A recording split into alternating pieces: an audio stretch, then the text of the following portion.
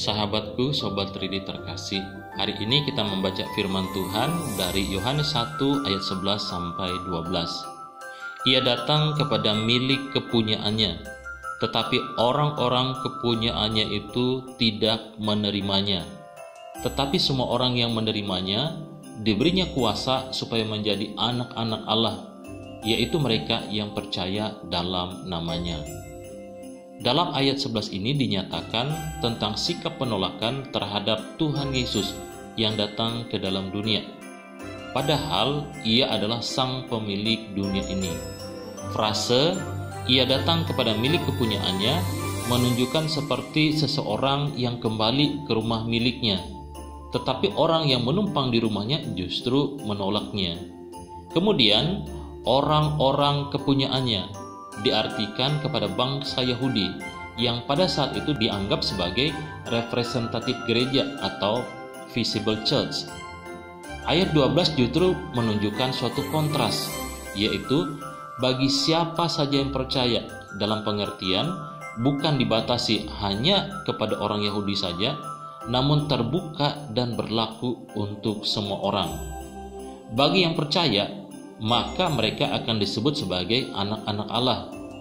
Sebutan anak-anak Allah ini juga mengkontraskan dan memisahkan dengan mereka yang belum percaya, yang berada di bawah kuasa dosa, sehingga mereka disebut sebagai anak iblis.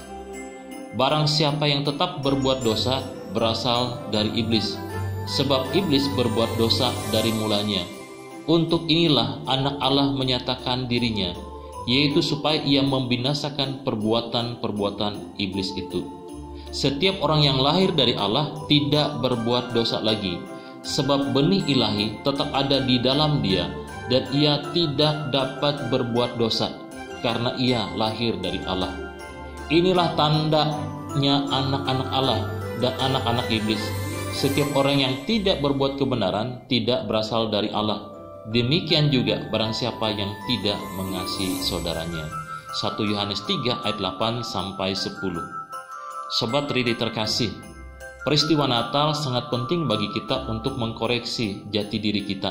Apakah kita ini anak Tuhan atau sebaliknya anak iblis? Mungkin kita berkata saya anak Tuhan, namun apakah kita menunjukkan bahwa kita sungguh-sungguh membenci dosa? Apakah kita berkemenangan atas dosa? Dan dengan kekuatan kuasa yang daripada Tuhan, kita bekerja melawan dosa. Dan tanda yang paling jelas adalah kalau betul kita anak Allah, maka apa yang kita lakukan adalah melakukan kebenaran dan mengasihi sesama kita. Kuasa menjadi anak-anak Tuhan memampukan kita menjadi berkat. Salam 3D, kiranya Natal tahun ini akan menjadi terang abadi karena kita sebagai anak Tuhan menjadi terang kebenaran dan mengasihi sesama kita. Amin.